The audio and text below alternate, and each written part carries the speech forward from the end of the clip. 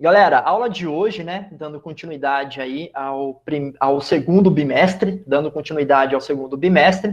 a gente vai trabalhar um pouco sobre organismos econômicos internacionais e também as corporações transnacionais. Vai dar tempo, se Deus quiser, tá bom? Então vamos pensar um pouco sobre essas ideias. Só lembrando que na aula passada nós já verificamos algumas coisas vinculados, sobretudo, a redes geográficas da globalização.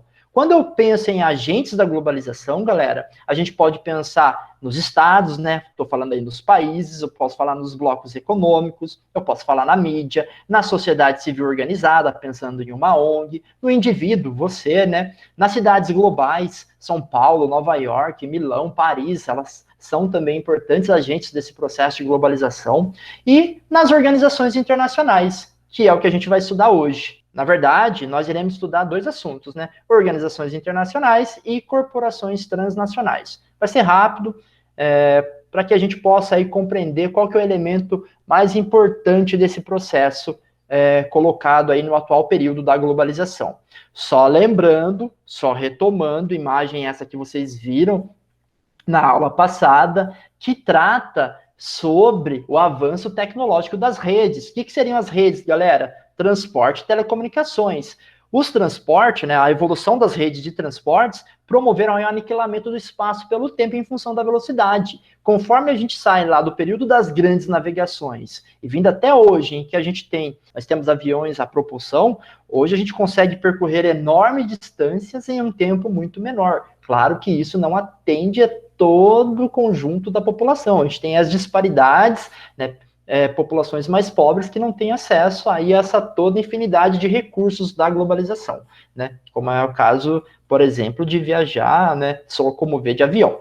Temos também a telecomunicações, que promove uma instantaneidade das informações. Eu consigo mandar uma mensagem rapidinho para vocês. Aliás, essa aula só é possibilitada em função dessa rede, né? A gente está aqui utilizando essa rede.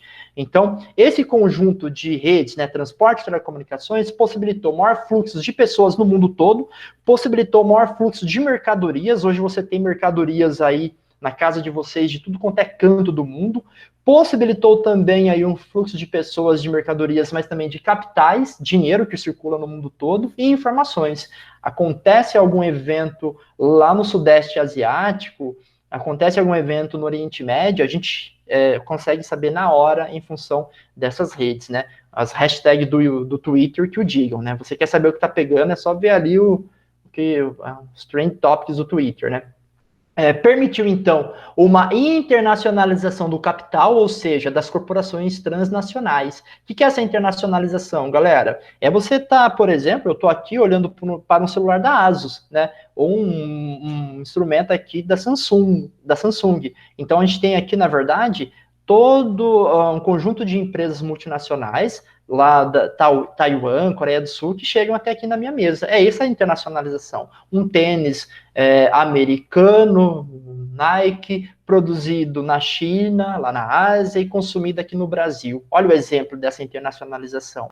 Todos esses exemplos aqui que a gente está colocando fazem parte do que nós chamamos de globalização econômica, porque eu estou focando aqui nas questões de comércio, economia, tá bom? A gente não está falando, por exemplo, da questão da globalização, que é o seriado que vocês assistem, por exemplo, ou da música que vocês ouvem. A gente não está focando aqui nessa parte da globalização, a gente está focando na globalização econômica.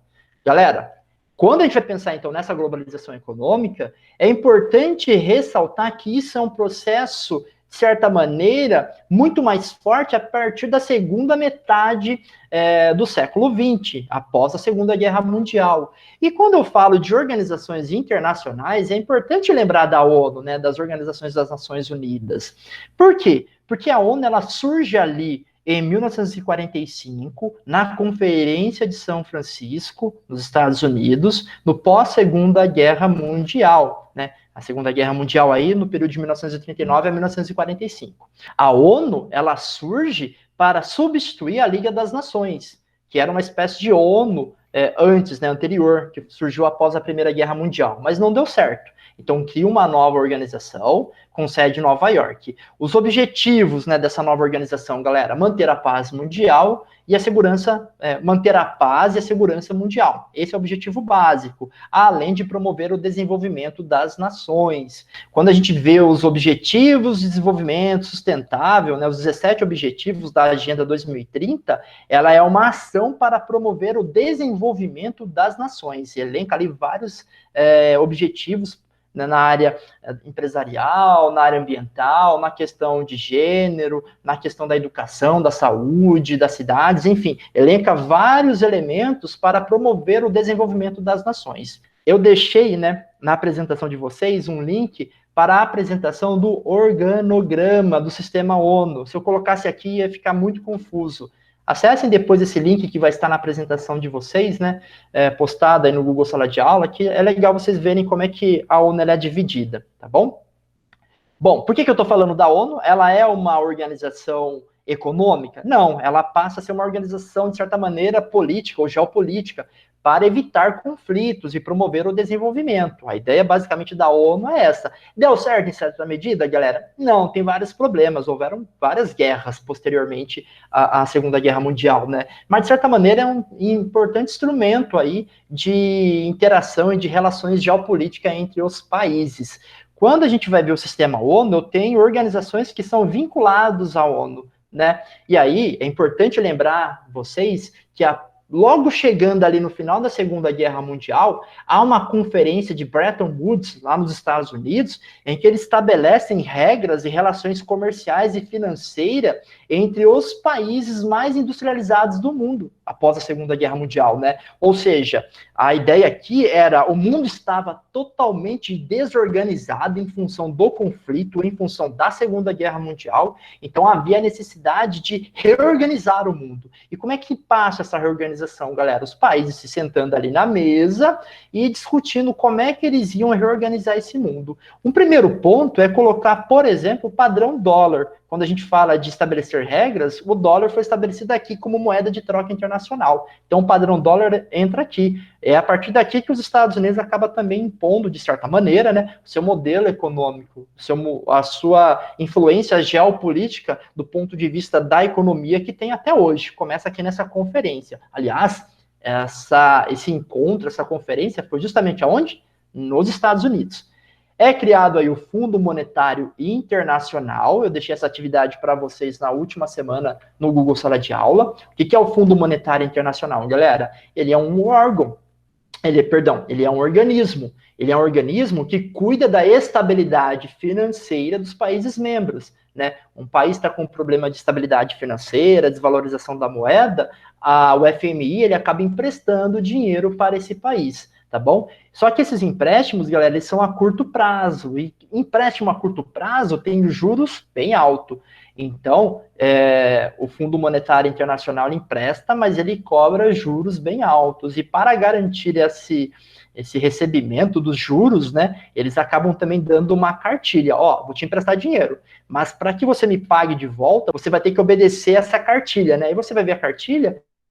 Eles falam, você tem que cortar em saúde, tem que cortar em educação, tem que cortar investimento aqui, tem que privatizar a empresa. Eles vão dando vários caminhos que o país tem que seguir. O FMI mudou um pouco a sua maneira de perceber isso, mas, de certa maneira, ainda continua dessa forma. Nos últimos anos, ele vem promovendo, por exemplo, uma ação maior do Estado. E antes ele promovia, ou melhor, ele falava de uma ação menor do Estado. Ele vem mudando um pouco as suas percepções. Também há o Banco Mundial, né? Banco Internacional de Reconstrução e Desenvolvimento, né? Explicando a sigla para vocês. Ele incentiva o desenvolvimento econômico e social.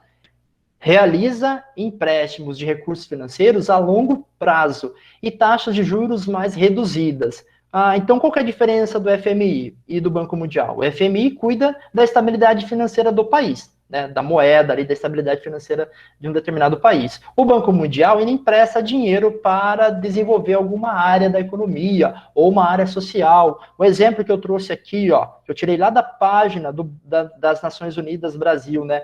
Banco Mundial investirá 125 milhões de dólares nos serviços de saúde e educação de Salvador. Isso é de 2017. Então perceba que o Banco Mundial ele tem esse outro foco, né, de incentivar o desenvolvimento econômico e social. Esses dois organismos aqui estavam aí no nosso roteiro de estudo. Tranquilo, galera?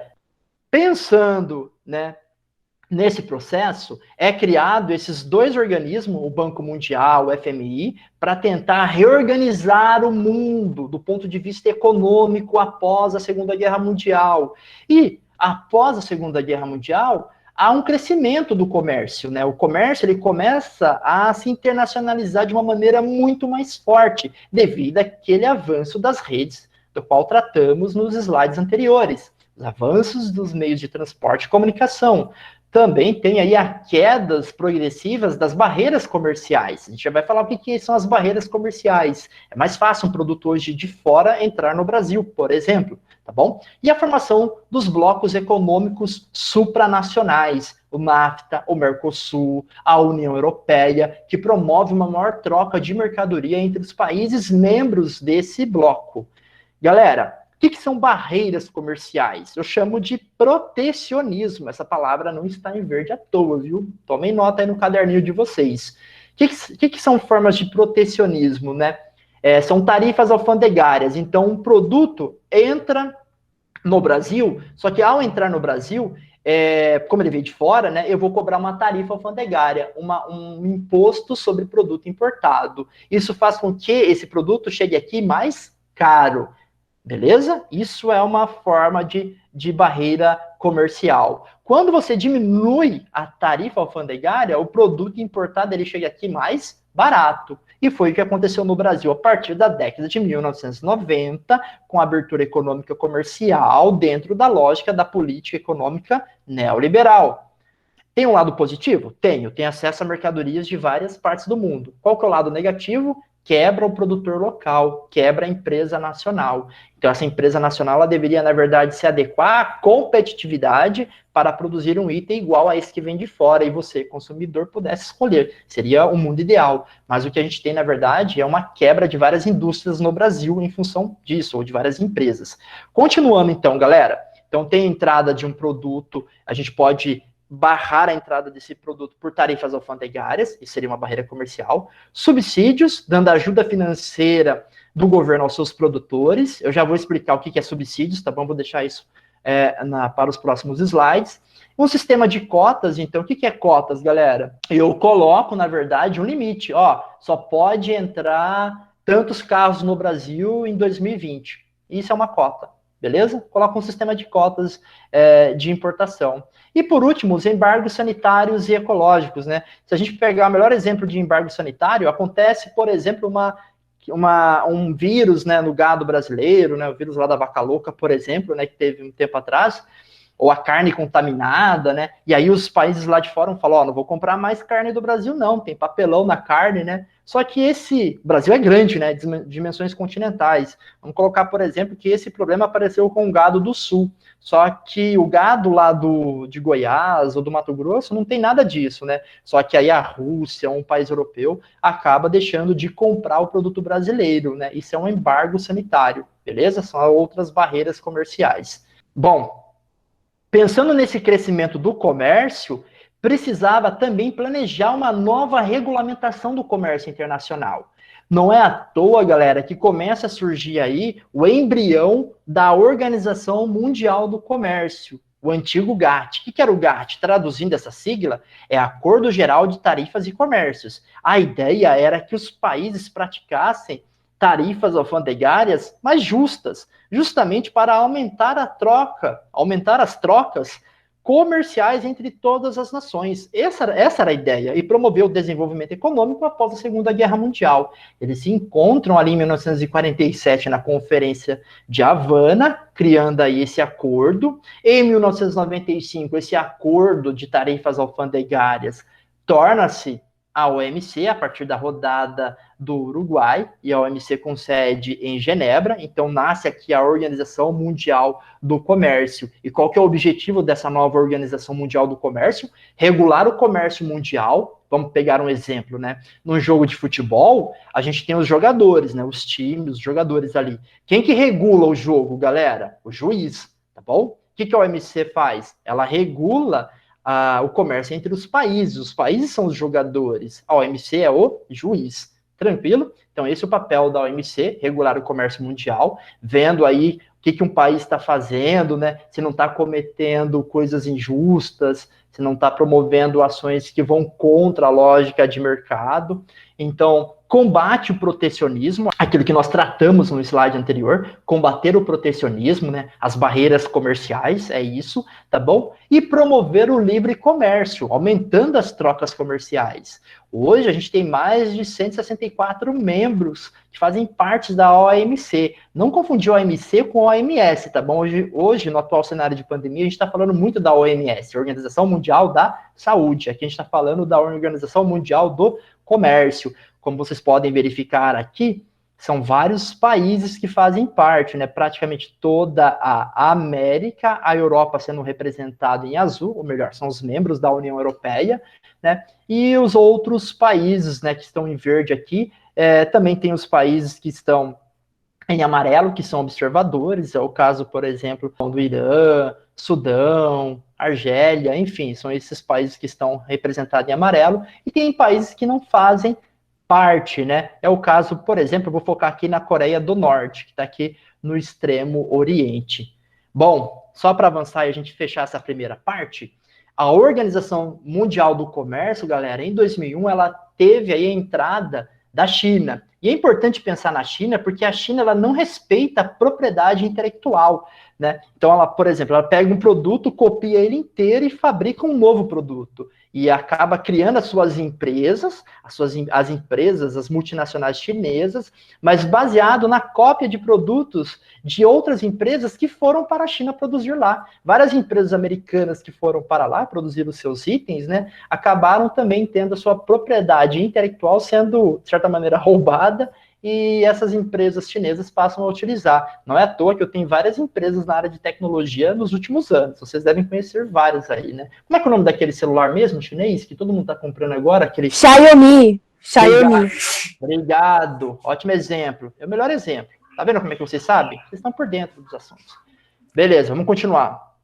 Em 2001, teve a rodada de Doha, galera. E aqui tem que prestar bastante atenção, porque a rodada de Doha, ela falava o quê? Né? O que dizia essa rodada de Doha dentro da OMC? Quando eu falo rodada, é uma rodada de negociações, tá bom? É quando os países se sentam ali para começar a negociar alguma coisa que eles acham que estão injusto, né, no comércio internacional. Então, o que diz essa rodada de Doha? Os países pobres pedem pelo fim dos subsídios agrícolas.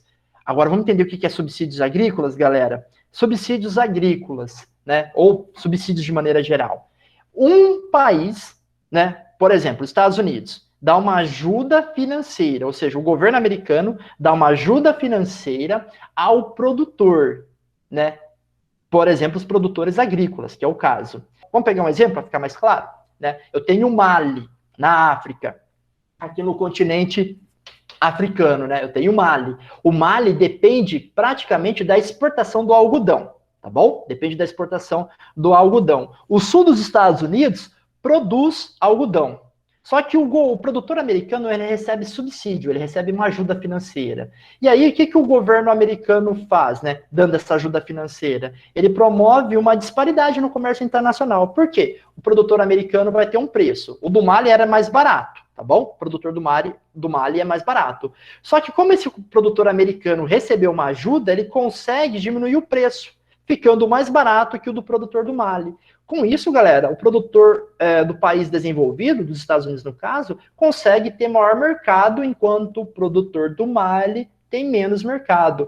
Quem que é afetado, claramente? O país pobre. E pior, né, galera? O país pobre depende desse item na sua exportação. Os Estados Unidos dependem do algodão?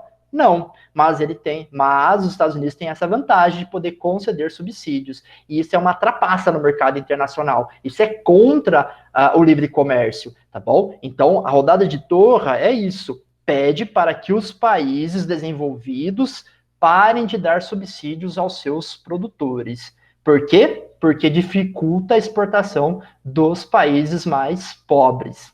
Os desafios atuais da OMC, galera, portanto, são o quê? Combater o protecionismo, a gente já falou que é protecionismo, promover o multilateralismo. Professor, o que é multilateralismo? É quando você tem várias nações sentando na mesa e acordando, chegando aí a um senso, chegando aí a uma ideia comum, chegando em acordos comuns a eles, para que esses países possam, né, na verdade, estabelecer um comércio justo, ouvindo o que cada país tem a dizer, entendendo que as economias elas não são iguais. Há economias mais fortes, há economias menos fortes, em função dessas desigualdades econômicas no cenário internacional. Promover o multilateralismo, então é isso, é que todos os países obedeçam, por exemplo, às regras estabelecidas pela Organização Mundial do Comércio, a OMC, tá bom? O que muitos países têm feito, galera, na verdade, é acordos bilaterais. Então, os Estados Unidos faz um acordo com o Reino Unido, Estados Unidos faz um acordo com a Colômbia, então fica acordos bilaterais. Não é legal isso, o legal seria todos os países entrarem num acordo comum. É essa a ideia que a OMC tenta promover. E tem o grande contexto atual, relacionando com o atual momento que estamos vivendo, né, é a pandemia da Covid-19, né, do coronavírus. Por quê, galera? Olha esse gráfico, 2020 e 2021, né, em azul claro é 2020, em verde escuro aí é 2021. Aqui, olha a queda para os mais otimistas, 10% do comércio mundial, isso projetado pela OMC, tá bom? Esse dado aqui é do Nexo, eu esqueci de colocar a fonte. Mais de 10%. Para os pessimistas, o comércio mundial vai ter uma queda superior a 30% esse ano, é muita coisa. O ano que vem haverá um aumento, em torno de 20% para os mais otimistas, e também um valor muito parecido para os mais pessimistas. No acumulado, galera, a gente vai ter um crescimento entre 2020 e 2021 bem pequeno. Já para os pessimistas, não vai ter crescimento nenhum. Eles acham que o acumulado 2020 e 2021, a gente vai ter um decréscimo aí muito grande das trocas comerciais internacionais. Beleza? Tranquilo, galera? Professora, eu tenho uma dúvida. Fale. Se, por exemplo, você falou sobre as tarifas alfandegárias, então é por isso que o iPhone, quando vem para cá, chega caro. Exato. Perfeito. Porque ele tem uma elevada barreira alfandegária, o que vem de fora. E aí, o que eu tento fazer com isso? Eu tento atrair a empresa para ela vir produzir aqui, no nosso território. Não é isso? Por exemplo, lá um iPhone 11 Pro, aqueles lá que vem com 3 câmeras, acho que custa mais ou menos uns $1.000 por aí. Acho que deu para entender com esse exemplo da Gabriele, fica mais claro. Essa taxa aí tem a ver com aquela coisa de importar e exportar? Isso. Tem sim. Só para me ter certeza. Que eu já Vamos sabia, lá. mas Quando eu exporto, eu estou vendendo mercadorias para outro país. Então, isso é o que nós chamamos de exportação. Bom, então só pensando nessa dúvida sua, né? Então, exportação é quando o país vende um produto. Importação é quando eu compro um produto. Então, a gente tem taxas em cima da importação. A ideia, na verdade... Fora pra dentro, né? A ideia é essa, né, na verdade, é cobrar uma tarifa de um produto que vem de fora para que ele realmente fique mais caro, para que eu tente incentivar que ele seja produzido aqui dentro. É essa a ideia. Nossa, aliás... Oi. iPhone tem loja aqui no Brasil, é caro, paredel. Como é que é? iPhone tem produção aqui no Brasil, é caro, paredel. Porque tem vários equipamentos de fora, né, sofisticados e tal. E no Brasil tem um imposto sobre o consumo, como eu estava comentando com a Isa, infelizmente. Sim, verdade. Tem um imposto sobre consumo. O nosso imposto sobre consumo é muito grande. Aliás, quando a gente fala em reforma tributária, o governo fazer uma reforma tributária era tributar menos produtos que são consumidos pela população e cobrar mais direto na fonte, né? O cara que ganha mais paga mais, o cara que ganha menos paga menos. E aí a gente pode comprar produtos de uma maneira mais barata. Vamos pensar um pouco nisso sobre protecionismo, galera. Vamos dar um exemplo aqui, tá bom? Vamos avançar aqui. Quando a gente vai pegar exemplos sobre protecionismo, a gente pode pegar aqui a guerra comercial entre Estados Unidos e China. Essa guerra, né, comercial, ela se deu de que maneira? No aumento das tarifas alfandegárias, né, sobre os produtos chineses pelos Estados Unidos. Então, os Estados Unidos aumentou as tarifas alfandegárias dos produtos que vinham da China para os Estados Unidos. Beleza? A ideia é essa. Para quê? Para deixar os produtos chineses mais caros. Se os produtos chineses ficam mais caros, eles vão chegar... o pessoal não vai consumir os produtos da China, o pessoal vai consumir produtos de outras regiões do mundo ou dos Estados Unidos, produzidos nos Estados Unidos. Então, o objetivo aqui, galera, incentivar o consumo de produtos nacionais dos Estados Unidos e transferir as filiais, né, das multinacionais, seja ela americana ou não, da China para outros países, para o Vietnã, para a Indonésia. A ideia, na verdade, dessa guerra comercial, é uma guerra moderna, né, é quebrar a China do ponto de vista econômico. Resumindo bem, a ideia é essa. Porque, olha que interessante, galera, os Estados Unidos vai aumentar a tarifa de um produto produzido lá na China. Vamos supor que esse produto seja um tênis da Nike. O tênis Nike, ou a marca Nike, é uma empresa o quê? Chinesa? Não é, né? É uma empresa americana. Então, um produto de uma empresa americana, ao entrar nos Estados Unidos, ele vai chegar mais caro. Por quê? Porque ele é produzido na China. Ele se tornou um produto importado. E aí que a gente vai entender que, fora as relações entre os estados, entre os países, há também os interesses das multinacionais. A ideia é que, na verdade, os Estados Unidos perceber esse crescimento da China, dessa importância da China do ponto de vista econômico, e tentar frear isso pela via comercial, né? Então, os Estados Unidos foi promovendo, a partir de julho de 2018, um aumento sobre um aumento da tarifa sobre os produtos que vinham da China, e a China adotou como política o quê? Uma reciprocidade, né? Ou seja, eu vou fazer a mesma coisa. Então, por exemplo, os Estados Unidos começou a taxar, esses círculos que eu estou colocando aqui, né, é a taxação sobre produtos, né, que vem da China. Os Estados Unidos foi taxando em torno de 10%, 25% aqui dos produtos que vinham da China. A China fez o mesmo, só que tem um problema, né? Os Estados Unidos, ele produz menos hoje. Qual que é a grande fábrica do mundo? A China, tá bom? E a China, ela acaba consumindo hoje muita matéria-prima, né? Então, a China, ela assim, ela vai fazer uma política de reciprocidade, mas ela vende mais para os Estados Unidos, e ela compra menos dos Estados Unidos. Por isso que a taxação dela, representada nesses círculos aqui, é menor, porque ela compra menos. Já os Estados Unidos compra muito mais. Eu estou falando dos Estados Unidos, o maior mercado consumidor do mundo. Beleza? Fica fácil entender isso. Então, há uma política de reciprocidade, só que os impactos são diferentes, tá bom? Para a China vai fazer muita falta se os americanos não comprarem produtos chineses. Mas já para os chineses, comprar produtos americanos é um ou outro, tá bom? Na verdade, os Estados Unidos exporta, né, muitos itens, mas o impacto é um pouco menor quando comparado os dois. Galera, sobre guerra comercial entre Estados Unidos e China, deu para entender? Coloca em S aí no nosso chat aí. Ficou claro isso para vocês? Sim? Tranquilo? Beleza. Dúvidas vocês mandem aqui, tá bom? Deixem aqui as dúvidas, qualquer coisa. Professor, fala sobre as zonas francas, por exemplo, a zona franca. Acabei de falar na aula da segunda série, porque tem mais a ver. Mas eu posso falar aqui, pode deixar, João.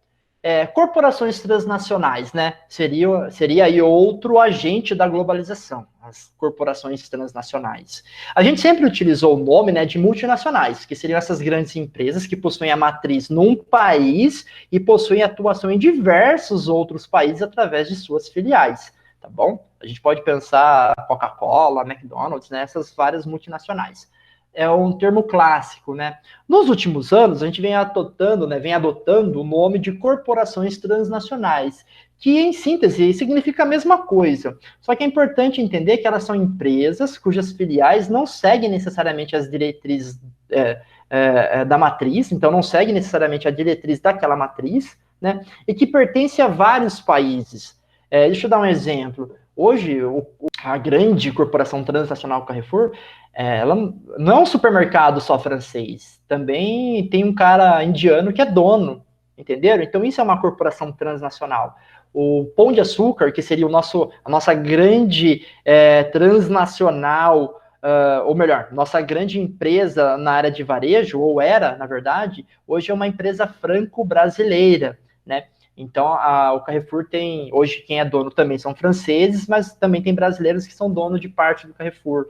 A Ambev, né, a empresa de bebidas, ela é uma empresa belgo-brasileira, por exemplo, tá bom? Essa empresa compra partes de outras empresas, né? Então, a gente tem, na verdade, hoje um capital que ele é transnacional, onde essas empresas vão adquirindo pedaços de outras empresas. Portanto, eu perco um pouco aquela ideia de falar, nossa, o Pão de Açúcar é brasileiro. Não, já não é mais. Ele também não é francês. Ele está no mundo, é transnacional. Acho que fica claro com esse exemplo. Beleza? Essas empresas, elas realizam IED. O que é IED, galera? Investimentos estrangeiros direto. Então, você tem empresas que vêm para cá ou fazer uso do mercado de ações, comprar ações, investir na bolsa de valores para captar juros e com isso ganhar dinheiro, ou vem instalar empresas aqui, né, fazendo o que nós chamamos de investimento produtivo. É quando, por exemplo, uma empresa de celulares vem aqui e começa a fabricar celulares aqui, tá bom? São aí os investimentos produtivos. Eu tenho 2 exemplos de documentários que eu trouxe aqui que traz sobre o papel dessas corporações transnacionais. Tem um documentário, galera, que está inteiro no YouTube. Aliás, procurem aí para mim, coloque o link aí no chat, por favor, quem está no computador. The Corporation, tá bom? A corporação, né? Dá uma olhada aqui, que é legal vocês verem, é um documentário já um pouco antigo, mas vale muito a pena para poder pensar um pouco sobre esse papel das transnacionais. E tem um outro documentário que ganhou o Oscar de melhor documentário esse ano, que é o American Factory, né, indústria americana, que também fala ali sobre o papel da China com as suas multinacionais, né? Aí eu uso a expressão multinacional, porque são empresas chinesas indo para outras regiões do mundo. O American Factory está no Netflix.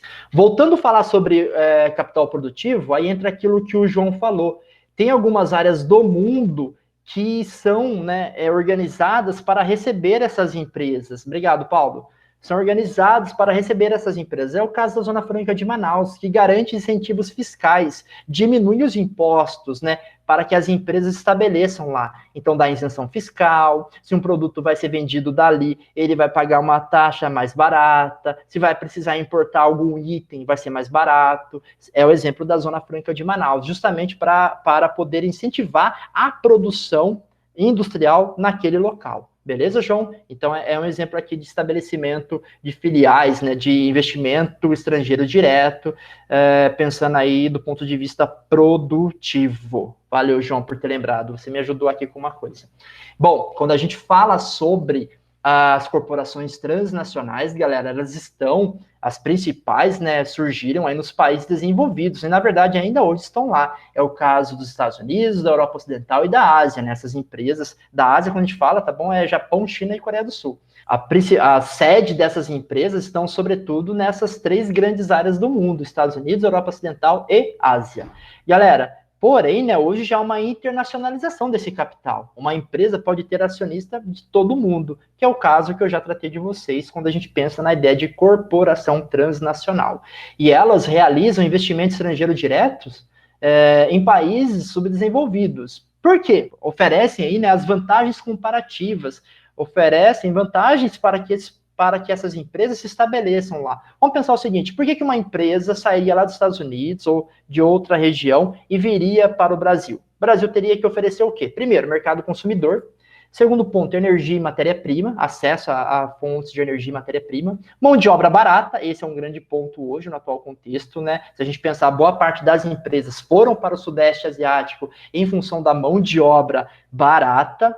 Pouco nenhuma lei ambiental, apesar disso ter mudado nos últimos anos, né, em função do selo ambiental. Não é legal para uma empresa, para uma grande corporação transnacional, ter o seu nome associado aí a desrespeito às leis ambientais no atual contexto, né? A gente percebe que há essa preocupação, porque é uma pressão maior, ou seja, de um não respeito às questões ambientais. E também as questões sociais, é importante lembrar, tá bom? Então, isso tem mudado um pouco nos últimos anos, apesar de a gente ainda encontrar empresas que não respeitem essas questões ambientais. Além disso, há isenções fiscais, a diminuição de impostos para que as empresas se estabeleçam nessas regiões do mundo, né, nos países subdesenvolvidos. Galera, aqui eu trouxe só para vocês pensarem um pouco as empresas, como elas controlam outras empresas, né? A gente tem aqui vários exemplos da Coca-Cola, da Kraft. Vou deixar ressaltado aqui também. Seria bom colocar também o grupo da Volkswagen aí, professor. Exato, a Volkswagen é um exemplo. É a maior montadora alemã que existe, professor. E ela foi a primeira multinacional que veio, João, para o Brasil. O primeiro investimento de montadora foi aqui. O Fusquinha, né, da Volks, foi ela. Eu vou fazer o seguinte, para que essa imagem fique um pouco confusa, eu vou colocar um resumo aqui, ó, que é da Nestlé, tá bom? Vou resumir aqui com essa da Nestlé, só para a gente ter uma ideia, né? Então, a Nestlé, a corporação transnacional Nestlé, né, ela atua em vários segmentos, galera, desde ração para cachorro, se vocês olharem a imagem, até a questão de roupa, né, a Diesel, Ralph Lauren, tá bom? Questão de cosméticos, né, da L'Oréal, ela controla a L'Oréal também. Então, quando a gente vai verificar essa imagem aqui, essas grandes corporações transnacionais, os tentáculos delas estão em outras empresas que a gente nem tem ideia, né? Desde a ração lá que seu cachorro come, né, o seu gato, pode ser aí um produto vinculado à grande corporação transnacional Nestlé. Acho que essa imagem dá para ficar um pouco mais claro sobre esse papel. E se a gente pensar aqui, finalizando a nossa aula, as grandes corporações transnacionais, se a Apple fosse um país, o PIB dela era superior da Bélgica. Se a Amazon fosse o país, né, o PIB seria superior aí a Portugal da Amazon. Olha o tamanho dessas empresas, né? Eu deixei um texto sobre isso para vocês no Google Sala de Aula. Quando as corporações transnacionais, né, quando as empresas são mais poderosas que os países. E, galera, a Google, olha a gente utilizando aqui para poder dar essa aula, utilizando qual ferramenta, né? Um produto da Google, né? O Google Meet, tá bom? A Apple, o Facebook, a Amazon, a Microsoft. Então, todas essas empresas na área de tecnologia são exemplo hoje de grandes corporações transnacionais também, que têm aí interesses que muitas vezes são próprios, né? São até independentes do país na qual elas estão localizadas, as suas sedes. Pessoal, nossa aula hoje foi isso, basicamente, né? Deixa eu dar um recado para vocês rapidão, né? Os professores já estão colocando algumas atividades no Google Sala de Aula. Eu não sei como é que são os instrumentos que eles estão utilizando para isso, né? Mas alguns colocam formulário, outros não. De qualquer maneira, eles já estão mandando mensagem aqui, pedindo para que a gente cobre os alunos, né? Os nossos tutorandos. Como eu tenho essa possibilidade de falar com vocês aqui agora, estou aqui lembrando vocês, né? E para quem vê o vídeo depois, que realizem, dêem uma olhada lá nas atividades para que elas não acumulem, porque esse bimestre é muito curto. Final de julho a gente já está fechando as notas. Então dá um toque para a galerinha aí da sala, fala que esse recado aí é importante, né? Justamente porque não deixe virar uma bola de neve. Se virar uma bola de neve, galera, chegar lá no final, é problema para poder fazer tudo isso, né? Todas essas atividades. Outra coisa que eu queria comentar com vocês é que eu coloquei uma atividade lá para acompanhar cadernos e tal, mas eu percebi que rolou muita confusão, né? Rola um pouco de confusão, rola o lance do aluno não conseguir subir a foto do caderno. Aí eu falei que pode fazer um arquivo e ir alimentando, né, um docs online. Ainda assim, eu entendo que muitos alunos terão uma certa dificuldade em fazer isso. Quem fizer, beleza.